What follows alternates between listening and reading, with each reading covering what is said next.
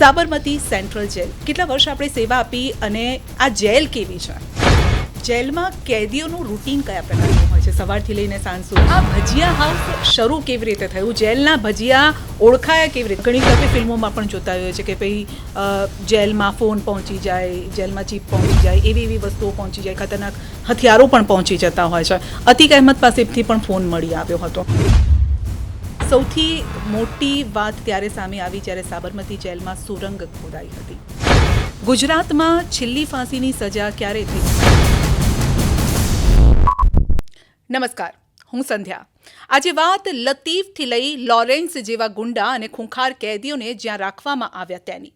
Underworld Don Abdul Latif, Atiq Ahmed જેવા ગુનેગારોને જે જેલમાં રાખવામાં આવ્યા તે સાબરમતી સેન્ટ્રલ જેલની.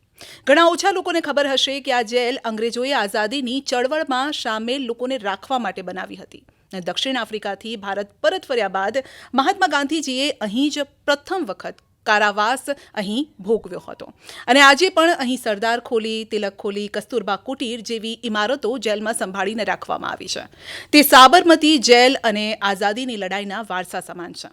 પરંતુ જેલ કેવી હોય? કારણ કે ઘણા ઓછા લોકો હશે જે જેલની અંદર ગયા હશે, તો આ સવાલ થતો હશે. ફિલ્મોમાં તમે જોઈ પણ હશે કે અંદર હોય અપરાધીઓનો એક અલગ અડ્ડો પણ ત્યાં ચાલતો હોય. શું એ ખરેખર સાચી વાત છે? અંધારી આલમની દુનિયા બહાર તો તમે જોઈ છે, જેલની અંદર કયા પ્રકારની દુનિયા હોય, બીજું શું હોય? આ તમામ સવાલો અને અંગે આપણે વાતચીત કરીશું. સાબરમતી જેલના પૂર્વ જેલર સાહેબ આપણી સાથે જોડાયા છે, MM દવેજી. સીધી જ વાતચીત આપણે તેમની સાથે કરીશું. સર, આપનું ખૂબ ખૂબ સ્વાગત છે. નમસ્કાર. સરનો 36 વર્ષનો અનુભવ છે. 36 વર્ષ તેઓએ સેવા આપી છે અને આ સેવા દરમિયાન અનેક એવા અનુભવો થયા છે જેને આપણે વાગોડીશું ને વર્ણવીશું. પરંતુ પહેલો સર મારો સવાલ, સાબરમતી સેન્ટ્રલ જેલ કેટલા વર્ષ આપણે સેવા આપી અને આ જેલ કેવી છે? સાબરમતી જેલમાં મેં 2005થી લગભગ 2023 સુધી 15 વર્ષ સેવા આપી. એમાં 2 વખત મારી ટ્રાન્સફર થઈ હતી, બરોડા અને અમરેલી. પણ છતાંય ફરી પાછો અમદાવાદ જેલ ઉપર આવી જતો અને 15 વર્ષ સુધી મેં બહુ દિલથી કામ કર્યું છે. અમદાવાદ સાબરમતી જેલની સ્થાપના 1895માં થયેલી. 130 વર્ષ થયા. મહાત્મા ગાંધીને ત્યાં રાખવામાં આવ્યા તે વાત ખરી. પ્રથમ કારાવાસ મહાત્મા ગાંધીનો અમદાવાદ સાબરમતી જેલ. અંદર અમદાવાદ મધ્યસ્થ જેલના બદલે સાબરમતી શબ્દ એટલા માટે વાપરવામાં આવે છે કે સાબરમતી આશ્રમ, સાબરમતી નદી, એના સંસ્મરણો જેલ સાથે જોડાયેલા છે. કસ્તુરબા પણ ખરા, એ સિવાય બીજા લોકમાન્ય ટિળક, સરદાર વલ્લભભાઈ પટેલ, આ બધા જ આઝાદીના લડવૈયાઓ સાબરમતી જેલમાં રહેલા. અને બધી ખોલીઓ, બેરેકો, યાર્ડ આજે પણ એમના નામથી ઓળખાય છે. અને મહાત્મા ગાંધીની ખોલીમાં તો એક જ્યોત જેને કહેવાય, એ 24 કલાક અખંડ દીવો જેને કહીએ આપણે, એવી જ્યોત ચાલુ રાખવામાં આવે છે. અને જ્યારે ગાંધી જયંતિ હોય કે બીજો કોઈ જ્યારે તહેવાર હોય ત્યારે ત્યાં એમને બહારથી કોઈ મહાનુભાવ આવે, કોઈ ગાંધીવાદી નેતાઓ આવે અને ત્યાં ગાંધીજીની પૂજન અર્ચનને સૂતરની આંટી પહેરાવી અને આજે પણ સ્વાગત કરવામાં કે એમનું સન્માન કરવામાં આવે છે. જી. જેલ એટલે જે ફિલ્મમાં જોઈએ છે એવી જ જેલ હોય કે અંદર કેદીઓને લાઈનમાં ઊભા રાખો, પ્લેટ લઈને આવે, નાસ્તો આપો, ચા આપો, એ શું અપાતું હોય છે સવારમાં? એ રૂટીન કયા પ્રકારનું હોય છે? પિક્ચરમાં જે બતાવે છે એ 10% સાચું છે, 90% ખોટું છે. કે જ્યાં સુધી જેલની અંદર કોઈ આરોપી તરીકે અથવા કર્મચારી તરીકે ફરજ ન બજાવી હોય કે જેલની અંદર ગયા ન હોય ત્યાં સુધી જેલનો સાચો ખ્યાલ આવી જ ન શકે. જેલ આદિકાળથી છે, જેલનું અસ્તિત્વ વર્ષોથી, યુગોથી છે. આપણા ત્યાં જેલ શબ્દ ઇંગ્લિશ છે, પ્રિઝન શબ્દ, પણ મૂળભૂત શબ્દ છે કારાવાસ, કારાગૃહ. તો કારાગૃહ શબ્દને આપણા કૃષ્ણ જન્મ સાથે સીધો સંબંધ છે. આપણે એટલે એનો મતલબ એવો કે 5000 વર્ષ પહેલાં પણ જેલ અસ્તિત્વમાં હતી. એનો બીજો અર્થ એવો પણ થાય કે હંમેશા આ પૃથ્વીમાંથી દુનિયામાં તમામ લોકો સજ્જન હોતા જ નથી. દુર્જનોની હાજરી હંમેશા રહી છે. અને સજ્જનોના રક્ષણ માટે અને દુર્જનોને શિક્ષા કરવા માટે સત્તાધીશો દ્વારા, ચાહે રાજા હોય, અંગ્રેજો હોય કે આજની સરકાર હોય, એ લોકોએ જેલની સ્થાપના કરેલી છે. જેલ અસ્તિત્વમાં છે અને જેલની અંદરની દુનિયા સમયાંતરે બદલાતી રહે.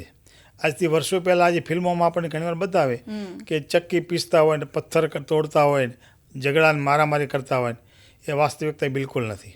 સમયની સાથે જેલોની અંદર આધુનિકરણ ખૂબ થઈ ગયું.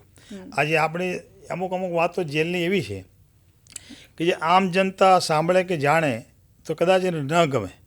દાખલા તરીકે જેલમાં જે છે એ બધું જ બહાર છે, બધું જ જેલમાં છે. દાખલા તરીકે જેલની અંદર મંદિર હોય, જેલમાં હોસ્પિટલ હોય, જેલમાં લાઇબ્રેરી હોય, જેલમાં ટીવી હોય, જેલમાં પાણી પીવાના ઠંડા મશીનો પણ છે, આધુનિક રસોડું છે, પંખાઓ છે અને બધી સુવિધા જેલની અંદર મળે છે. પણ જેલમાં આઝાદી નથી અને જેલમાં પરિવાર નથી. અને એમ કહી શકાય કે પરિવાર ન હોય અને આઝાદી ન હોય તો જેલમાં ગમે એટલી સુવિધા હોય એ એના માટે પિંજરું સોનાનું હોય કે લોખંડનું હોય એને પિંજરું જ કહી શકાય. ઘણા લોકો એવું કહેતા હોય કે જેલમાં આટલી બધી સુવિધા હોય એટલે બધા જલસા પડી જાય અને બધા જલસા કરવા માટે કેદીઓ આવે. એ ખ્યાલ બિલકુલ ભૂલ ભરેલો એટલા માટે છે કે હોસ્પિટલ ગમે તેવી હોય આધુનિક તો કોઈ ઓપરેશન કરવા માટે ત્યાં ન જાય. ફાયર બ્રિગેડની સુવિધા સારી હોય તો કે સામેથી આગ ન લગાડે. એટલે જેલની અંદર જવાનો શોખ કોઈને થાય જ નહીં. માણસને સૌથી પહેલી બાબત છે જીવનની અંદર આઝાદી. જેલની અંદર બધું જ હોય પણ સ્ટાફ અને સરકાર જ્યારે કહે ત્યારે ઉઠવાનું, સરકાર ઈચ્છે ત્યારે સૂઈ જવાનું, સરકાર જમવા આપે ત્યારે જમવાનું. એ સિવાય ઘણી બધી કે જ્યારે ખાસ કરીને આરોપીઓ કેદીઓના ઘરે કોઈ બનાવ બને છે, સારો કે નબળો, દુઃખદ કે સુખદ, ત્યારે ખાસ અહેસાસ જેલનો થાય છે. જેલની અંદર અમદાવાદ જેલ છે દાખલા તરીકે, તો અમદાવાદ જેલ ઐતિહાસિક જેલ ખરી, ભૌગોલિક દૃષ્ટિએ ખૂબ સ્વચ્છ ને સુંદર ને વિશાળ જેલ, ગુજરાતની સૌથી મોટી જેલ, જેને અતિ સંવેદનશીલ જેલ કહેવામાં આવે છે. જેલમાં કેદીઓનું રૂટીન કયા પ્રકારનું હોય છે? સવારથી લઈને સાંજ સુધી ભોજન હોય, એમને કંઈક કામગીરી પણ આપવામાં આવતી હોય, જેલમાં રહીને કમાઈ પણ શકતા હોય છે, અર્નિંગ પણ કરી શકતા હોય છે, તો આ રૂટીન કયા પ્રકારનું હોય સર?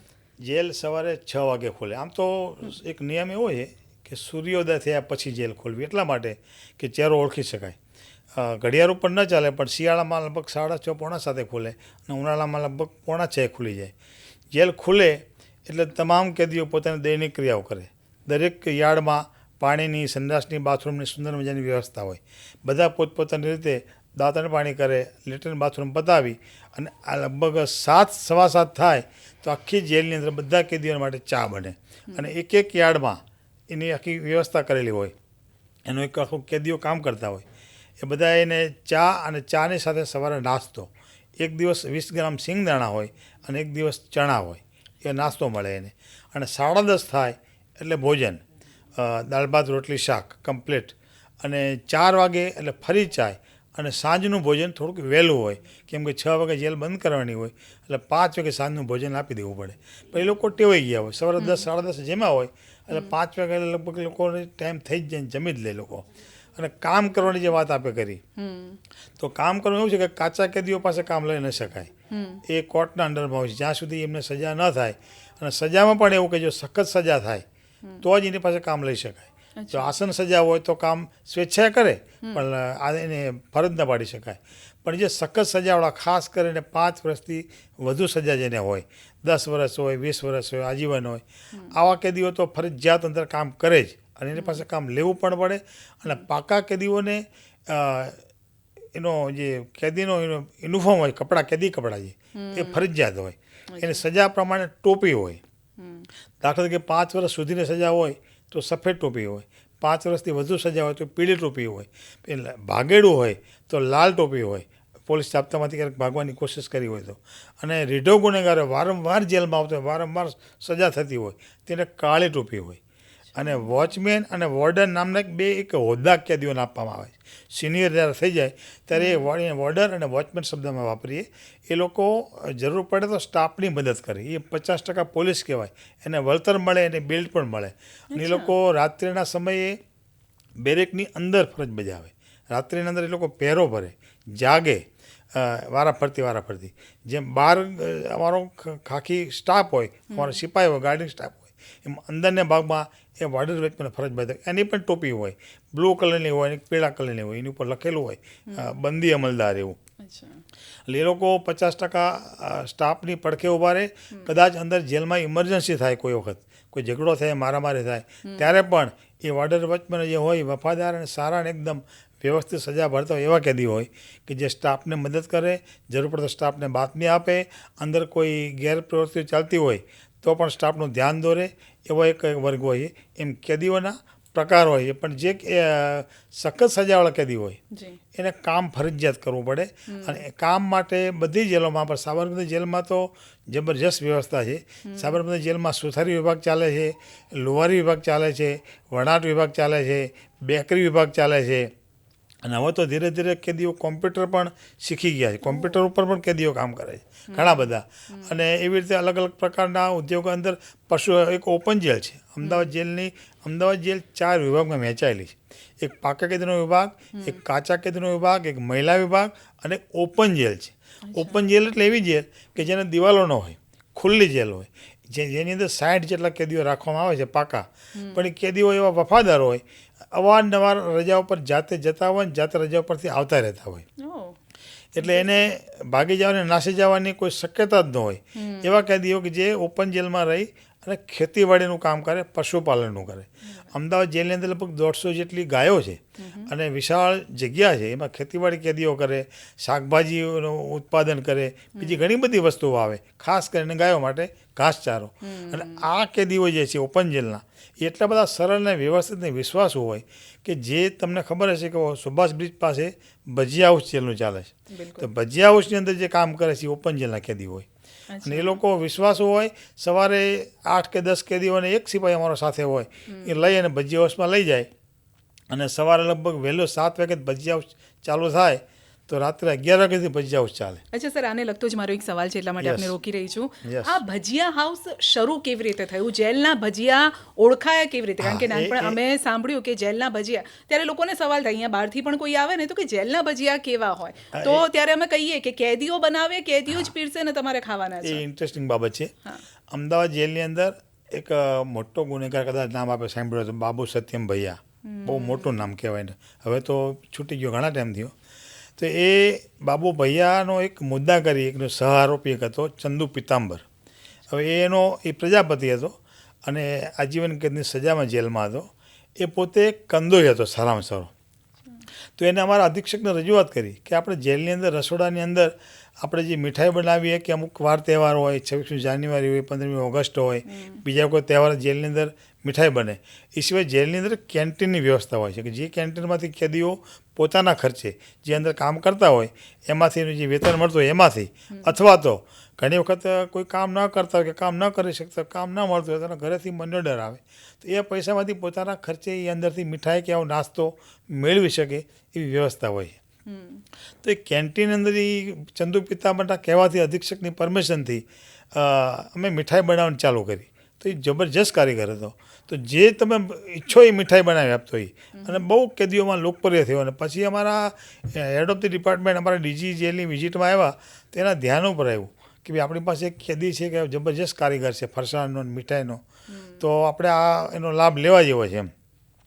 તો એ નક્કી કરી અને સૌથી પહેલાં અમદાવાદની અંદર સુભાષ બ્રિજ સર્કલ પાસે ત્યાં અમારે ઓપન જેલ, ત્યાં ઓપન જેલ નજીકમાં જ છે, ત્યાં બોર્ડર ઉપર અમે ભજીયા હાઉસ ચાલુ કર્યું. અને શરૂઆતમાં તો લોકોને આશ્ચર્ય લાગતું કે જેલ, કેદીઓ અને ભજીયા એટલે શું એમ. પણ કારણ કે ખુલ્લામાં બેસીને ભજીયા વેચતા હોય કે કેદી ખુલ્લામાં અહીંથી ભાગી નહીં જાય. ના, બિલકુલ એવું લાગે લોકોને. પણ એ બહુ વિશ્વાસુ ઓપન જેલના કેદી હોય કે જે નાસી જવાની કોઈ શક્યતા જ ન હોય, કેમ કે એની સજા પૂરી થવા આવી હોય. થોડોક સમય ઘટતો હોય, આજે 18 વર્ષની અંદર હોય અને 2-4-6 મહિના ઘટતા હોય. એ સિવાય બીજા સહ આરોપીઓને જે હોય ને એની સાથે બીજા એ જેલની અંદર હોય, એટલે નાસી ભાગી જવાની શક્યતા ન હોય. ઓપન જેલમાંથી કેદી ભાગી ગયો હોય એવી ઘટનાઓ બની છે, પણ બહુ જવલ્લે, કદાચ ઇતિહાસમાં 1-2. અચ્છા, તો સર આપનો, કારણ કે સાબરમતી જેલ જ્યાં આતંકીઓને રાખવામાં આવે, ખૂંખાર ગુંડાઓ ત્યાં સજા કાપતા હોય, અને બહારના સ્ટેટમાંથી પણ, કારણ કે યુપી, બિહાર બધી જગ્યાએથી આવતા હોય અને સેન્ટ્રલ જેલમાં રાખવામાં આવતા હોય, મોકલવામાં આવતા હોય, તો આપનો કોઈ એવો કિસ્સો કે જ્યારે અડધી રાત્રે આપે જવું પડ્યું હોય, એવું કંઈક જેલમાં થયું કે જે કદાચ એક ફિલ્મી સ્ટોરી કદાચ લોકોને લાગે સાંભળવામાં? જેલની અંદર ઇમરજન્સી તો બહુ થાય, વારંવાર થાય. કેદીઓ અંદર ઝઘડો થાય, કોઈ કેદી બીમાર થાય, કોઈ કેદીને એટેક આવે, કોઈ કેદીને સ્ટાફ વચ્ચે પણ ઘણીવાર ઘર્ષણ થાય. આવી ઘટનાઓ અવારનવાર મારા જેલ જીવનમાં તો આવી ઘટનાઓ બહુ બની છે. અમદાવાદ જેલમાં તો વારંવાર બને. પણ મને સૌથી વધુ આશ્ચર્ય એ વસ્તુ લાગે કે હમણાં તમને ખ્યાલ હશે કે છેલ્લે 2020-21માં કોરોના આપણે જબરજસ્ત ગુજરાતમાં અને દેશમાં, ત્યારે કોરોના પર મારી લગભગ સ્પેશિયલ ડ્યુટી હતી. તો 24 કલાક હું નોકરી કરતો, 24 કલાક. શરૂઆતમાં તો એક બીજો લહેર જ્યારે આવી ત્યારે બહુ ભયનો માહોલ હતો કે ભાઈ પોઝિટિવ કોઈ આવે એટલે પોતાના સગા સંબંધી કે પરિવાર પણ છોડી દેતા એને. અને એ વખતે બીજી લહેર વખતે અમારા જેલના એક એસપી સુપ્રિન્ટેન્ડન્ટ કહી શકાય એ નાયક સાહેબ અમારા, એને કોરોના થયેલો અને એ કોરોનામાં એક્સપાયર થઈ ગયા હતા. એટલું જ નહીં પણ પહેલો કેસ જ્યારે પોઝિટિવ આવ્યો જેલની અંદર ત્યારે અમારા એસપીનો મારી પર રાત્રે ફોન આવ્યો કે દવા સાહેબ જલ્દી આવો જલ્દી આવો. મેં શું થયું પણ કે જેલમાં પોઝિટિવ કેસ આવ્યો છે. તો અમે બધા દોડતા દોડતા ગયા. હવે જેલની અંદર અમારે હોસ્પિટલ હોય, ડૉક્ટરો પણ હોય, સારવાર પણ થાય, પણ કોરોનાની અંદર એવું કોઈ શક્ય નહોતું. કોરોનામાં તો સ્પેશિયલ સિવિલની અંદર સ્પેશિયલ વોર્ડ બનાવ્યો હતો, ત્યાં મોકલવો જ પડે. પણ એક ભયનો માહોલ એવો હતો કે એ આરોપીને જેલથી હોસ્પિટલ લઈ જવો હોય તો એને હાથકડી નાખવી પડે, અડવું પડે, એને સાથે વાહનમાં બેસવું પડે. પણ માહોલ એટલો ભયંકર હતો કે કોઈ એની સાથે જવા રાજી ન હોય. અને એ વખતે પોલીસ એસ્કોર્ટ અમારે બહારથી માગવો પડે. અમે અમારા ઇમરજન્સીમાં જેલ સ્ટાફ પણ હોસ્પિટલ કેદીઓને લઈ જાય, પણ સામાન્ય સંજોગોમાં સિવિલમાંથી હેડક્વાર્ટરથી પોલીસ એસ્કોર્ટ માગવો પડે. તો પોલીસ એસ્કોર્ટ આવે તો એક ચિંતાના દ્રશ્યો પણ સર્જાય, ક્યારેક રમૂજી દ્રશ્યો પણ સર્જાય. ઘણા નવા જે પોલીસ કર્મચારીઓ હતા, નવા ભરતી થયેલા યંગ છોકરાઓ, એ ઘણા છોકરાઓ તો નોકરી છોડીને જતા રહ્યા હતા કે અમારા ફાધર મધર એવું કહે છે કે ભાઈ તમે જીવતા રહેશો તો બધું થશે, પણ પોઝિટિવ કેસમાં કેદીને તમે અડો અને પોઝિટિવ કોરોના થાય તો તમે મરી જાવ એમ. તો લાંબી સાંકળ રાખતા પોલીસ અને લાંબી સાંકળ હાથકડી સાથે નાખી અને સિવિલ લઈ જતા. પણ એક કેસને 2 કેસને 3 કેસ એમ કરતાં કરતાં જેલની અંદર મેડમ 300 કેસ પોઝિટિવ આવ્યા હતા. અને આઇસોલેશન વોર્ડ આખો જેલમાં ઊભો કરવો પડ્યો હતો. અને એનું કારણ એ હતું કે સ્ટાફ અને કેદીઓ એમાં રોજની 400થી 500 જણની અંદર આવક જાવક થાય.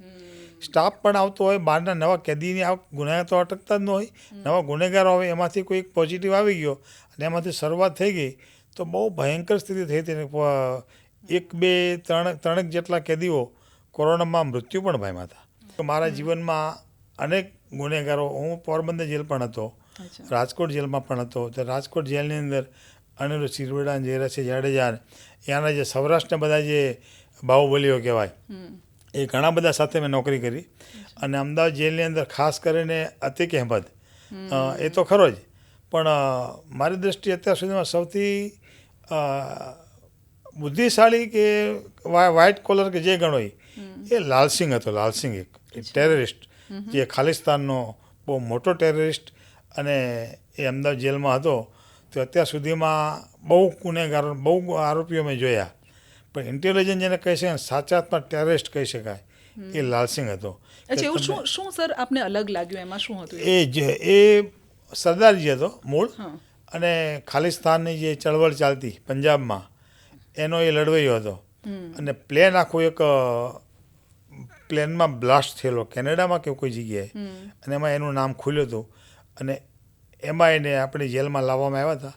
તો એ આરોપી એવો હતો કે એને જ્યારે ગુજરાતની અમદાવાદ જેલમાં લાવવાનું નક્કી કર્યું સરકારે, ત્યારે એને પગમાં હાથમાં દંડાબેડી, આંખે પટ્ટી બાંધેલી હતી, બુરખો પહેરાવેલો હતો, અને બાય પ્લેન એને ખાસ ફોર્સ દ્વારા અમદાવાદ જેલમાં લાવવામાં આવ્યો હતો. પણ એ એવો ઇન્ટેલિજન્ટ હતો કે અમદાવાદ જેલમાં લાવ્યા ત્યાંથી સરકારની અને જેલ પ્રશાસનની આખી એક મેથડ એવી હતી કે એને એવી ખબર નથી પડવા દેવી કે એને કઈ જેલમાં રાખ્યો છે, એમ કઈ જેલમાં છે ખબર ન પડવી જોઈએ. પણ એ અમદાવાદ જેલમાં લાવ્યા, રાત્રે એને અંડા સેલમાં નાખ્યો, અને અંડા સેલમાં સવારે ઉઠ્યો ત્યારે ઉઠીને તરત એને કીધું કે અમદાવાદ જેલ સાબરમતીમાં મને લાવ્યા, મને ખબર છે. તો બધા ચોંકી ગયા કે ભાઈ આને ખબર કેવી પડી. તો એને અમારો જે સિપાહી રાત્રે સવારે જે જેલ ખોલવા માટે આવ્યો હોય એના બેલ્ટ ઉપર અમદાવાદ સેન્ટ્રલ જેલ લખેલું હતું, એ વાંચી ગયો હતો. એટલું જ નહીં, પણ જુવાપુરામાં આપણે વેજલપુર જુવાપુરાની અંદર હથિયારો પકડાયેલા એ વખતે જ 1996-97માં, અને એ મોટો કાંડ કહેવાનો. અત્યાર સુધીમાં ગુજરાતમાં એવો કોઈ બનાવ નથી બન્યો, એટલા બધા હથિયારો પકડાયેલા.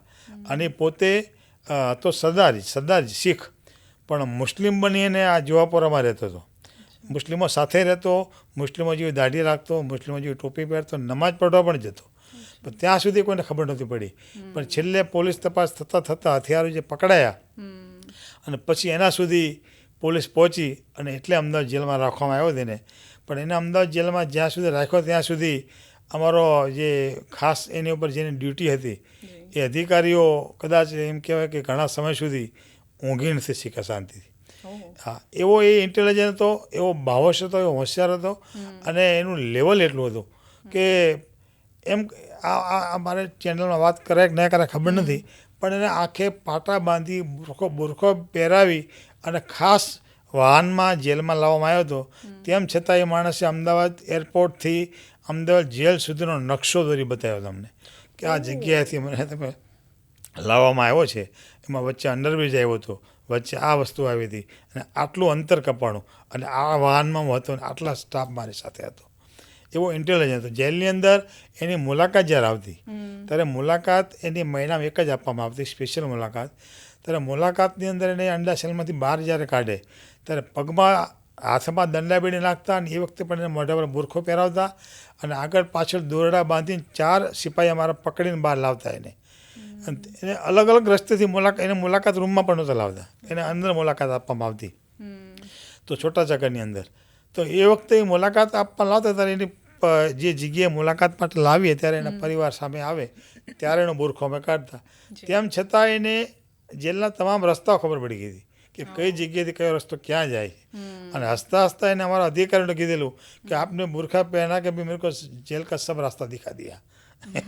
અચ્છા, તો સર આગળ મારો સવાલ, આપણે અંડાસાલની વાત કરી. કયા પ્રકારના અંદર સેલ હોય? અંડા સેલની તો આપણે વાત કરી રહ્યા છે, એમાં 3rd ડિગ્રી ટોર્ચર આપવામાં આવતું હોય અથવા કારણ કે એવા પણ અપરાધીઓ હોય જે કદાચ ગાંઠે એવા ન હોય, તો એમને કયા પ્રકારનું અંદર સજા આપવામાં આવે જેથી શાંત થઈ જાય અથવા તો આ ત્રાસવાદ શબ્દ અસ્તિત્વમાં નહોતો ત્યારે દરેક જેલોની અંદર એક અંધેરી શબ્દ વાપરવામાં આવતો, અંધેરી, કે જેની અંદર કોઈ એવા ખાસ આરોપીને રાખવામાં આવતો. પણ છેલ્લા 20 વર્ષમાં 30 વર્ષમાં જ્યારથી આ બ્લાસ્ટ અને આતંકવાદ શરૂ થયો તો બધી જેલોની અંદર આ આતંકવાદીઓ સાથે જોડાયેલા ઘણા બધા કેદીઓ જેલમાં હોય. ત્યાર પછી એરવડા જેલની એક જેલના અંદર અંડા સેલની સુવિધા હતી. ત્યાંથી આપણે અહીંયા એ જાણકારી મેળવી અને અમદાવાદ જેલમાં અંડા સેલ બનાવવામાં આવ્યો હતો.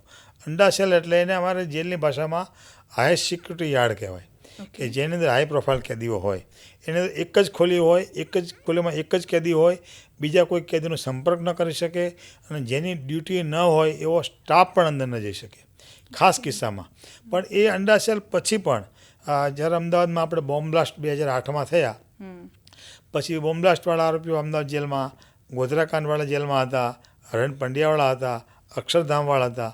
ત્યાર પછી સ્પેશિયલ કેસમાં સરકારે અમદાવાદ જેલની અંદર 200 ખોલે નામની એક જગ્યા બનાવવામાં આવી, સ્પેશિયલ યાર્ડ, જે હાઈ સિક્યુરિટી યાર્ડ કરતાં પણ ખતરનાક, કે ત્યાં તો કોઈ જઈ જ ન શકે. કોઈ પણ વિઝિટર્સ આવે બહારના કે કોઈ પણ વ્યક્તિ આવે તો એની અંદર એલાઉડ નથી કોઈ. અને એની અંદર લાઈવ કેમેરા ડાયરેક્ટ અમારી વડી કચેરી સાથે અને સરકાર ગૃહ ખાતામાં કે એક ટેરરિસ્ટ પોતાની ખોલીમાં શું કરી રહ્યો છે એનું મોનિટરિંગ 24 કલાક થાય. એ 200 ખોલી એ બહુ ડેન્જર ખોલી કહેવાય અને એ અમદાવાદ જેલમાં છે.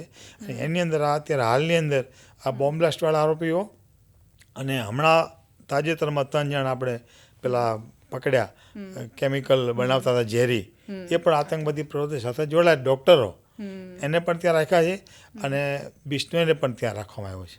જી, આપણે અતિક અહેમદની વાત કરી, કારણ કે ઘણી તરફે ફિલ્મોમાં પણ જોતા હોઈએ છે કે ભાઈ જેલમાં ફોન પહોંચી જાય, જેલમાં ચીપ પહોંચી જાય, એવી વસ્તુઓ પહોંચી જાય, ખતરનાક હથિયારો પણ પહોંચી જતા હોય છે. અતિક અહેમદ પાસેથી પણ ફોન મળી આવ્યો હતો. તો આ અતિક અહેમદની સ્ટોરી શું હતી સર? કેવી રીતે એને અહીંથી લઈ જવામાં આવ્યો? સિક્યુરિટી કયા પ્રકારની પ્રોવાઈડ થતી હતી? અતિક અહેમદ ઓલરેડી ઉત્તર પ્રદેશનો ગુનેગાર, રાજકીય ગુનેગાર, ત્યાંનો બાહુબલી કહી શકાય, કે જેની વિરુદ્ધમાં 100થી વધુ ગુનાઓ નોંધાયેલા હતા, હત્યાના, ખંડણીના, અપહરણના અને ઘણા બધા. પણ રાજકીય કોઈ પક્ષની એને કદાચ ઓથ હતી એમ કહી શકાય. પણ સરકાર બદલાયા પછી યોગી આદિત્યનાથ માટે તો શું કહીએ, ત્યાર પછી સુપ્રીમ કોર્ટે હસ્તક્ષેપ કર્યો હતો નામદાર એમાં બે પક્ષથી અતિક અહેમદના વકીલે એવી રજૂઆત કરી હતી સુપ્રીમ કોર્ટમાં કે આ સરકાર મારી વિરોધી છે અને યોગી આદિત્યનાથ ગમે ત્યારે જેલમાં મારી હત્યા કરી નાખશે, એટલે મને ડર લાગે છે. એની રજૂઆત એવી હતી. અને સામે પક્ષ સરકારની રજૂઆત એવી હતી કે આ અતિક અહેમદ મોટો ગુનેગાર છે, પહોંચેલો છે, રાજકીય રીતે, સામાજિક રીતે, બહુ મોટી રીતે, બધી રીતે અત્યાર સુધીનું સામ્રાજ્ય છે, 5 વખતથી માણસ ચૂંટાયેલો છે, એટલે એને જેલમાં રાખવામાં આવશે તો જેલમાં પણ એ આધિપત્યનું સામ્રાજ્ય ભોગવશે. એટલે બેટર છે કે એવી કોઈ ગુજરાતની કે કોઈ બીજા રાજ્યની જેલમાં રાખવામાં આવે તો એની પણ સલામતી અને જેલની પણ સલામતી. એટલે નામદાર સુપ્રીમ કોર્ટના આદેશથી એને અમદાવાદ જેલમાં રાખવામાં આવ્યો હતો. ત્યારે એના જેલર તરીકે મેં જ કામ કર્યું છે. હું અંડર ટ્રાયલ જેલર હતો અને અંડર ટ્રાયલ આરોપી હતો. એને પણ અંડા સેલમાં રાખવામાં આવ્યો હતો. એના પર ખાસ પ્રકારની ડ્યુટી લાગવામાં આવતી. પણ મોબાઈલની વાત જે મેડમ છે, આ એક મીડિયામાં અને ચારે બાજુ ચર્ચાતો વિષય છે. જેલ પ્રશાસન માટે શરમજનક બાબત પણ છે. પણ વાત એમ છે કે જેલ, સાબરમતી જેલ 23 એકરમાં છે, 1000 જેટલો સ્ટાફ છે, 4000 કેદીઓ છે. આપણે એ પણ જાહેરમાં કબૂલ કરવું પડશે કે 100 મેં સે 80 બેઈમાન ફિર ભી મેરા દેશ મહાન. સ્ટાફની અંદર વફાદાર લોકો બધા નથી. બીજી વસ્તુ કે રોજના એટલા બધા લોકોની આવક જાવક હોય છે, અને ખાસ કરીને જેલની અંદર જે ઉદ્યોગો ચાલે છે ને, એનું ફર્નિચર, એનું રાશન, એનો એક જેલ નંબર 2 છે, ગેટ નંબર 2 જેલની અંદર, અમદાવાદ જેલમાં, કે જેની અંદરથી વાહનો અને કોઈ આવો માલ સામાન ને આ બધું આવવા માટે ચાલુ હોય. ટ્રકો ભરીને રાશન આવતું હોય, ટ્રકો ભરીને સામાન આવતો હોય. તો એક મોબાઈલ કોઈ ગુપ્ત રીતે જેલમાં પહોંચાડવો એટલે બહુ એવડી મોટી બાબત નથી. છતાંય વોચ હોય છે, પકડાય છે, ઘણી વખત શિક્ષા થાય છે. પણ ખાસ કરીને મારો અનુભવ એવો કહે છે કે જેલનો ઉપરનો ભાગ જે ખુલ્લો છે, ઉપર કંઈ ટેરેસ હોતું નથી, તો છૂટેલા ગુનેગારો જે હોય ને, એ ચાઇનાના નાના આવડા મોબાઈલ આવે, એ ટેનિસના બોલની અંદર સંતાડી અને દૂરથી જેલની અંદર ઘા કરે, થ્રો કરે પાછળના ભાગેથી. અને એવી રીતે મોબાઈલ જેલમાં આવતા હોય છે. પણ પકડાતા જેલની અંદર મોબાઈલ કેદી ન યુઝ કરે એના માટે જામર સિસ્ટમ છે અમલમાં. સામાન્ય સંજોગોમાં જેલમાંથી મોબાઈલ ઉપર કેદી વાત ન કરી શકે. પણ તેમ છતાં ક્યાંક આવી ઘટનાઓ બને છે. અને મોબાઈલ જેલમાંથી મળી આવવાની, મોબાઈલ છે ને, એમાં વસ્તુ એવી છે કે મોબાઈલનું દૂષણ ઘટાડવા માટે સરકારે 2016-17માં ગુજરાતની લગભગ બધી જેલોમાં લેન્ડલાઇન ફોનની વ્યવસ્થા આરોપીઓ માટે કરી. દરેક કેદી પોતાના ઘરે અઠવાડિયે એક વખત બિંદાસ વાત કરી શકે. હા, એ અમારો સંતરી બેઠો હોય, એનું રેકોર્ડિંગ થાય, ચોક્કસ નંબર ઉપર વાત કરી શકે, એવું બધું ખરું. અને એ સુવિધા આપવાનું કારણ મોબાઈલનું દૂષણ ઘટાડવા માટે જ. અને એ દૂષણ ઓછું થઈ ગયું છે. પણ છતાંય આવા હાઈ પ્રોફાઇલ કેદીઓ પાસે મોબાઈલ પહોંચી જવાની ઘટનાઓ પણ બની છે ઘણી વખત. જી બિલકુલ. આ સર મોબાઈલની વાત થઈ, પણ સૌથી મોટી વાત ત્યારે સામે આવી જ્યારે સાબરમતી જેલમાં સુરંગ ખોદાઈ હતી. આ કિસ્સો મારે જાણવો છે આપની પાસેથી. 2013ની ઘટના છે આ. એ વખતે હું પણ અમદાવાદ જેલ ઉપર હતો, જ્યુડિશિયલ શાખામાં કામ કરતો હતો. રવિવારનો દિવસ હતો અને સૌથી પહેલાં અમારા ફરજ પરના કર્મચારી, હું જે અમારા સિનિયર જેલર હતા એની ઓફિસમાં કામ કરતો, તો ત્યાં આવીને મને રિપોર્ટ આપ્યો કે ભાઈ એક જે બ્લાસ્ટના આરોપીઓ જે છે, બોમ્બ બ્લાસ્ટના છોટા ચક્રમાં જ્યાં રાખવામાં આવ્યા છે, તે બેરેકની પાછળ નાનો એક ખાડો ખોદેલો હોય એવું કંઈક મને લાગે છે એમ. એટલે સાહેબ જોઈએ, એટલે સ્વાભાવિક શરૂઆતમાં અમે બધે હળવું લીધું અધિકારીઓએ કે ભાઈ હવે એ તો ખાડો તો કંઈક બીડી કે સિગરેટ કે એવું સંતાડવા માટે ઘણીવાર રાખતા હોય, તો બૂરી નાખો કેદીઓને, બીજા કામ કરતા હોય કેદીઓને બોલાવીને એમ. તો કે ના સાહેબ, એવું નહીં, કે તમે મોટા સાહેબને રિપોર્ટ આપો અને જોવું પડશે કે. એટલે અમારા સિનિયર જેલને રિપોર્ટ આપ્યો, અમારા અધિક્ષકને રિપોર્ટ આપ્યો. અને રવિવારનો દિવસ હતો, અમારા સાહેબે એવું કીધું કે જેલ બંધ થઈ જાય એટલે આપણે તપાસ કરીએ. પણ એ વખતે આટલો બધો અંદાજ નહોતો અમને કોઈને કે આવી ઘટના જેલમાં બની શકે. પછી અમે અમારા અધિક્ષક સાથે, અધિકારીઓ સાથે એ જ્યાં રિપોર્ટ મળ્યો હતો એ બેરેકની અંદર જ્યાં છૂટા ચક્રમાં આ બ્લાસ્ટના આરોપીઓને રાખવામાં આવ્યા હતા, ત્યાંમાં તપાસ કરી તો બેરેકની પાછળના ભાગમાં એક સંડાસ હતું, સાર્વજનિક જેવું, કોમન, અને એની પાછળના ભાગમાં ઉપરથી એક માણસ અંદર પ્રવેશ કરી શકે એટલો જ ખાડો ફક્ત દેખાતો હતો. એટલે એ વખતે અમને એમ લાગ્યો કે આને ખાડો કર્યો છે, પણ તપાસ કરતાં ખ્યાલ આવ્યો કે ભાઈ આ તો ખાડો ઊંડો છે.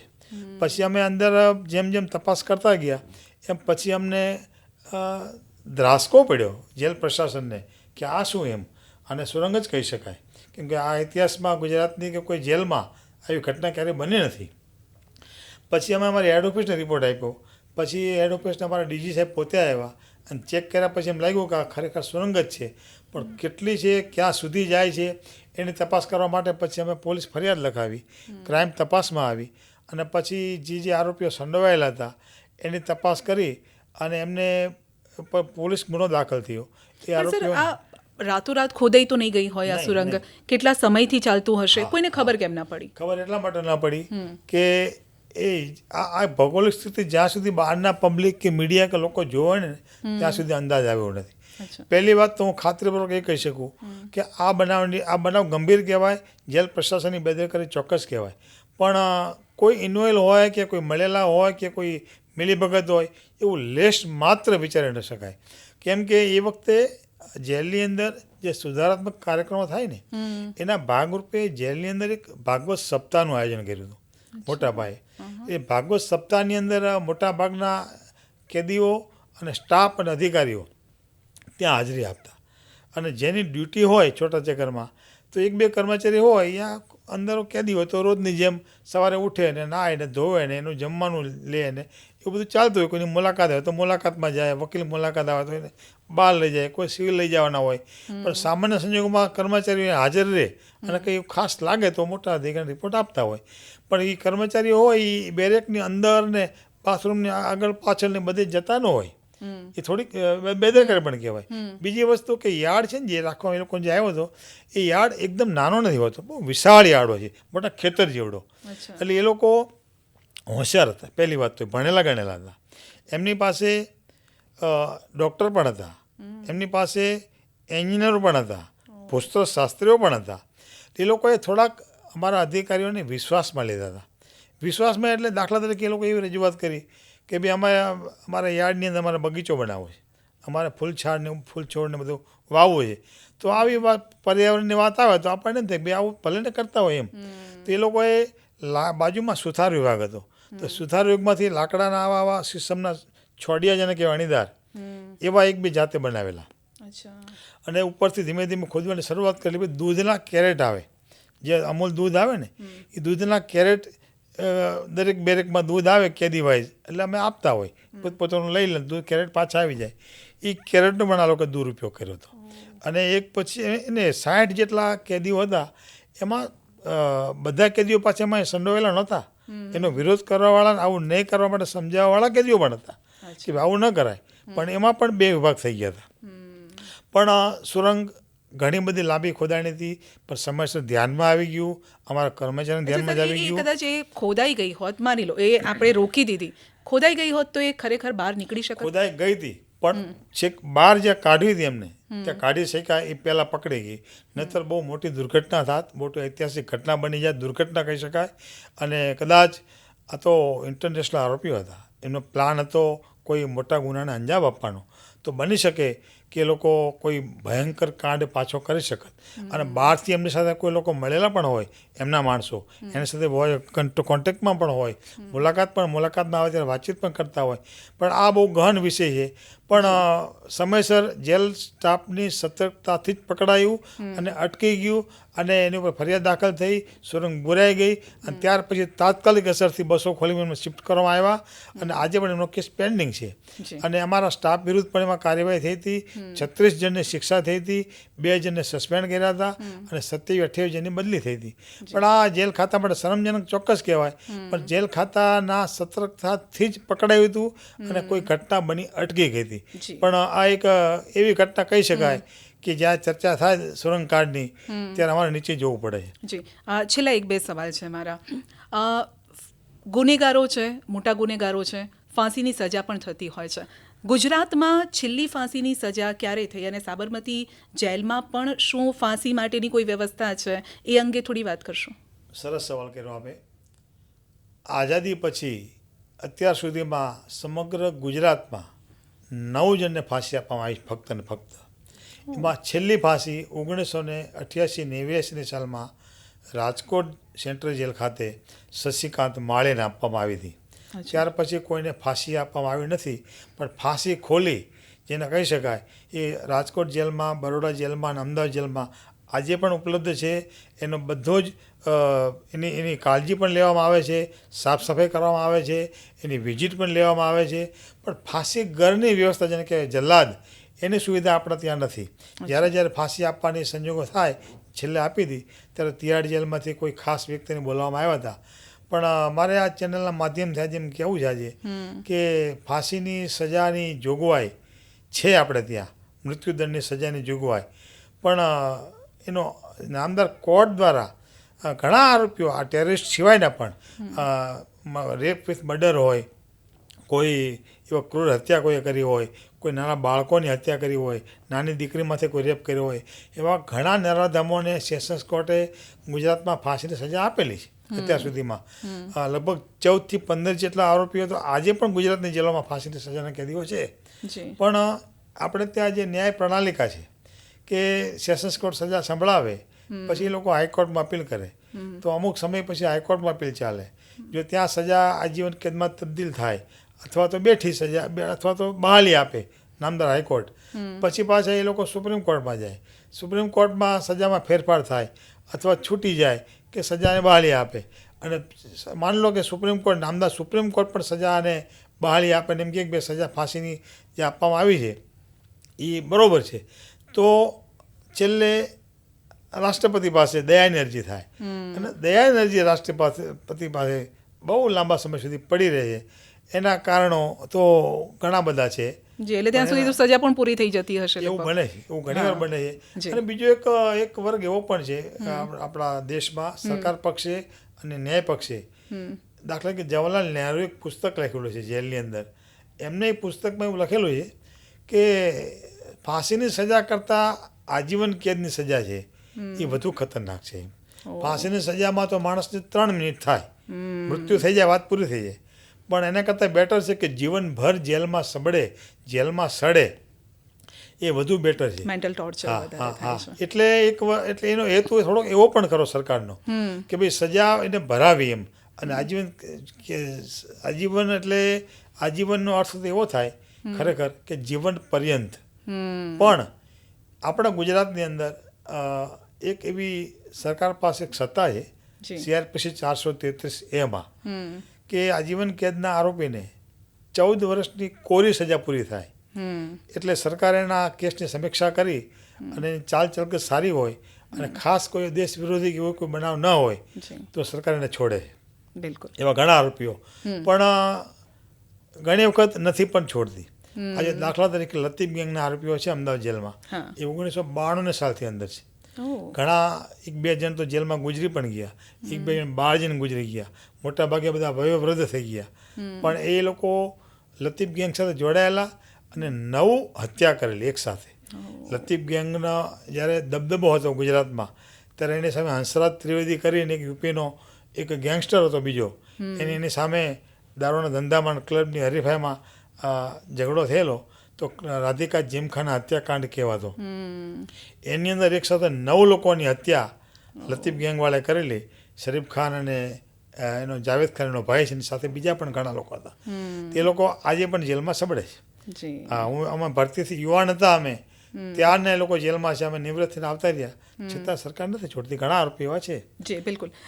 મહિલા કેદીઓની વાત કરવી છે, ફિલ્મોમાં પણ જોયું છે. કારણ કે ફિલ્મની હું વારે ઘડી એટલા માટે વાત કરું છું કારણ કે મોટાભાગના લોકો છે ફિલ્મોમાં જેલને જોઈ છે અને ફિલ્મી દુનિયા એ પ્રકારની જોઈ છે. શું ત્યાં પણ એ પ્રકારના લેડી ડોન હોય જે બહારની દુનિયામાં ડોન હોય ને ત્યાં પણ ડોન થઈને ફરતા હોય? કેવી રીતે સુધાર માટે શું થતું હોય છે?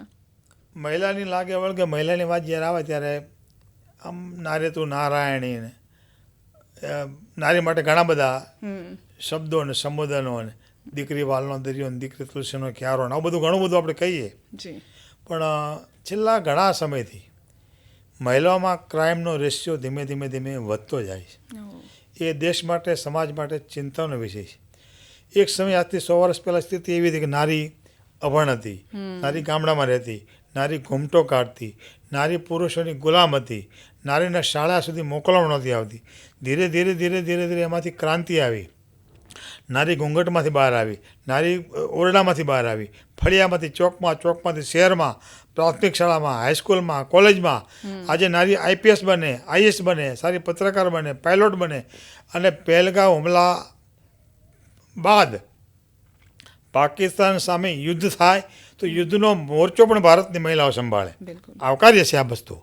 પુરુષ સમવાળી મહિલા બને એ પુરુષ સમવાળી મહિલાઓને બનાવવા માટે પુરુષોએ જ યોગદાન આપ્યું છે. પુરુષોએ જ ઈચ્છા છે. પુરુષોએ જ દરેક સૂત્રો બેટી પઢાઓ બેટી બચાવોને આપેલા છે. પણ આજે અમારા ચેનલના માધ્યમથી એટલું કહેવું છે કે છેલ્લા ઘણા સમયથી મહિલાઓમાં ક્રાઇમનો રેશિયો જે ધીમે ધીમે વધતો જાય છે એ ખરેખર ચિંતાનો વિષય છે. નારી આગળ વધે, નારી શિક્ષિત બને, નારી આઈપીએસ આઈએસ બને, સલામ છે નારીને. પણ ક્રાઇમની દુનિયામાં દાખલા તરીકે હું જ્યારે જેલમાં ભરતી થઈ મેડમ, ત્યારે ઘણી જેલોમાં એવી સ્થિતિ હતી કે અમારી જેલની મહિલા કોન્સ્ટેબલ સવારે પૂછવા આવે કે આજે મહિલા આરોપી કોઈ જેલમાં છે, તો અમારે એમ કહેવું પડે કે આજે કોઈ મહિલા નથી. તો 7-8 દિવસ સુધી કોઈ મહિલા કેદી જેલમાં ન હોય તો અમારી મહિલા કોન્સ્ટેબલ નોકરી પર આંટો મારીને જતી રહે, ઘરે રહે. પણ આજે ગુજરાતની અંદર 700થી 800 જેટલી મહિલાઓ, અમદાવાદ જેલની અંદર 270 મહિલાઓ, 300 જેટલી મહિલાઓ આજે છે આરોપી. અને એટલું જ નહીં, પણ લગભગ 60થી 70 જેટલી મહિલા કેદીઓ એ આજીવન કેદની સજામાં છે. પણ એ મહિલા કેદીઓ જે છે એ મોટા ભાગે આઈપીસી 306, 498, સાસુ વહુના ઝઘડા, દિરાણી જેઠાણીના ઝઘડા, પતિ પત્નીના ઝઘડા, એક થોડોક એમ કહી શકાય કે ખરેખર આજે ઘણી મહિલાઓ આજીવન કેદની સજામાં જે મહિલાઓ છે, મેડમ મેં છેલ્લા 2 વર્ષ મહિલા જેલમાં સ્પેશિયલ ડ્યુટી હતી મારી. 2 વર્ષ સુધી હું મહિલા જેલમાં રહ્યો. મહિલા જેલનો બહુ અનુભવ કર્યો મેં. તો એને જોઈને આપણને એમ લાગે નહીં કે આને આજીવન કેદની સજા કરવા જેવી ઘટના હતી. સાસુઓનો સામાન્ય ઝઘડો, અને સાસુ આજે મંદિર જતી વખતે એમ ઝઘડામાં ગુસ્સામાં એમ કહીને જાય કે હું આવું ત્યારે મને મોઢું ન બતાવતી. સામાન્ય ઘટનાઓ. એટલે વટને ખાતર કે અજ્ઞાનને ખાતર કે જે ગણો તે મહિલાઓ સુસાઇડ કરી લે. પિયર જવાની પતિ ના પડે, સુસાઇડ કરી લે. આવી સામાન્ય ઘટનાઓમાં સરકારી કાયદા કાનૂન અમે કહેવા છે કે મોટા ભાગે દુઃખની વાત એ છે પાછી કે જેટલી મહિલાઓની આવી ઘટનાઓ બને છે સાસરીમાં અત્યાચારની કે સુસાઇડની, એ દરેક ઘટનાઓમાં સાસુની નણંદની ધરપકડ થાય છે. ક્યારે સાસુ કે જેઠ, સસરા કે જેઠ કે જેલમાં હોતા નથી ક્યારે. મહિલાઓની દુશ્મન હોય છે. અને એવી સામાન્ય બાબતમાં તકરાર કર્યા પછી આજે સાસુની ઉંમર સ્વાભાવિક 40-45 વર્ષની ઉંમર હોય સાસુ બને ત્યારે, અને પછી જેલમાં આવે ને આજીવન કેદની સજા થાય તો 60-65 વર્ષ, એ જેલના 20 વર્ષ. એટલે બહુ 10 વર્ષમાં જેલની અંદર જોયું કે યુવાન ગુનેગારોની સંખ્યા જેલમાં વધતી જાય છે. એના ખાસ કરીને યુવાન એવા કે જે લોકો કોલેજમાં ભણતા હોય, જેને લાઈફ બનાવવાની છે, જેને પ્રેમ કરવાની ઉંમર છે, લગ્ન કરવાની ઉંમર છે, મા બાપની સેવા કરવાની ઉંમર છે, પૈસા કમાવાની ઉંમર છે, એવા લોકો સંખ્યા બંધ ગુજરાતની જેલોમાં, દેશની જેલોમાં આવે છે. અને એ બધાની પાછળ આ નબીરાઓ અને ડ્રગ્સ અને આ વ્યસન અને નશો છે. બિલકુલ. એ ચિંતાનો વિષય છે. એના માટે બધાએ જાગવું પડે અને આક્ષેપો કર્યા વિના સામૂહિક પ્રયાસ કરવામાં આવશે તો એને કંટ્રોલ કરી શકાશે. પણ ખાસ કરીને મહિલાઓને ક્રાઇમ તરફ જતી નહીં અટકાવવામાં આવે તો સમાજ દૂષિત થઈ જશે અને સંસ્કારી દેશનું નિકંદન નીકળી જવાની પૂરેપૂરી શક્યતા રહેલી છે. ખૂબ ખૂબ આભાર સર, આપ અમારી સાથે જોડાયા, ઘણી બધી વાતો કરી, ઇન્ટરેસ્ટિંગ વાતો પણ સરે કરી છે, અને જેલની દુનિયા કયા પ્રકારની હોય છે તેનાથી અવગત કરાવવાનો તેઓએ પ્રયત્ન કર્યો છે. પરંતુ મોટી વાત એ સામે આવી છે કે પુરુષ આરોપીઓ તો હોય છે, પરંતુ મહિલાઓ હવે જે આરોપ તરફ વધી રહી છે, ગુનેગારી તરફ આગળ વધી રહી છે, એ સૌથી ચિંતાનો વિષય છે. કારણ કે જો મહિલાઓ એ તરફ આગળ વધી, જો કે પુરુષો પણ ન જ હોવા જોઈએ, પરંતુ જો મહિલાઓ પણ તેમાં સમોવડી બનવાનો પ્રયત્ન કરશે તો આપણો સમાજ તૂટી જશે, અને જે મોટી ચિંતાનો વિષય છે. નમસ્કાર.